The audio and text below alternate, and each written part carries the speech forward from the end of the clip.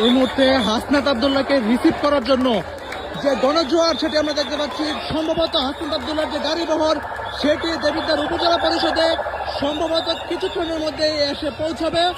আপনারা দেখতে পাচ্ছেন এখানে বিমান বাহিনী এবং সেনাবাহিনীর সদস্যরা নিরাপত্তার জন্য তৎপর রয়েছেন। আমরা যদি একটু সামনে যাওয়ার চেষ্টা করি যে সম্ভাব্য হাসনাত আব্দুল্লাহর যে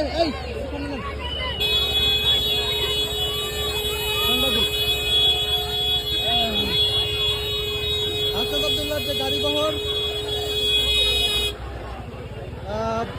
আমি যদি একটু দেখার চেষ্টা করি, পুরুষের পাশাপাশি মহিলারা কিন্তু এখানে রয়েছেন হাসনাত আব্দুল্লাহকে এক নজর দেখার জন্য।